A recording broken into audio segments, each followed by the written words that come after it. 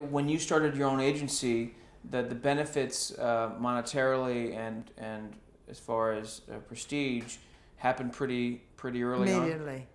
And then one day I was having lunch with David Shaw, and David said, Fred Coe was managed by David Susskind. And David was always jealous of Fred because Fred was the most brilliant of all. He always wanted to be like Fred as a producer. And so they had a split. And David and I were having lunch. He said, "Have you heard about Fred and David?" And I said, "No." He said, "Well, they've split." This was on a Friday. I said, "Oh my God, Fred was the king of it all." So I raced back to my agency, to my office, and I called Fred, and we always got along wonderfully. He always came out on the phone and said, "Hello, honey girl." We had a very affectionate, we had really liked each other a lot. And I said, "Is it true what I hear?" And he said, "Well," and then he said, "Well, I knew it was true." So I said, "Fred, please don't take any phone calls. Get together with me. I want to talk to you. I must be your agent. Let's get together." He said, "Well, I can't. It's Friday afternoon. I'm going out to East Hampton." And he was having romance with a woman who was a script woman at Playhouse, and Phil Coe, who he later married. Joyce Coe. And we met on Monday. I said, "Please don't answer the telephone on the weekend.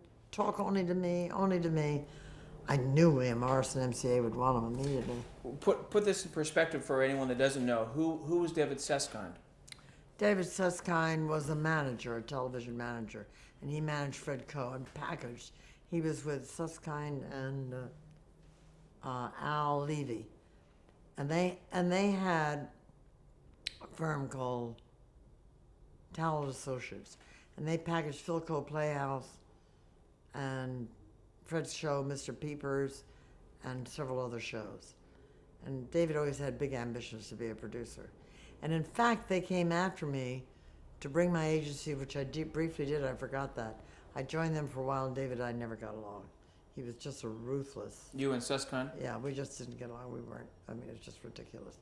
So I packed up all my files and my contracts and my writers, and directors, and we all went back to 61st Street.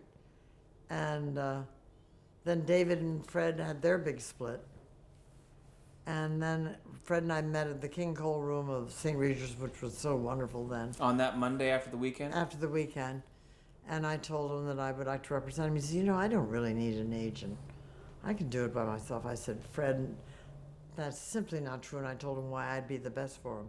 I thought he was going to say, "Well, let me go think about it." And then he would listen to William Morris, he'd listen to MCA. It was a long shot. I never dreamed that I would really get him. And within 10 minutes, he said to me, "We're in business. We're together." I nearly fell on the floor. I knew that was going to rock the entertainment business. Oh, I said, "My God, Fred, I can't believe it." What were the reasons you gave him? That I would work very hard for him, and I understood his work better than anybody else. And if he went with the big agents, that he'd be one of their many people, and that I was just the best person for him. And I knew the kind of writers and knew the kind of directors. And we always liked each other.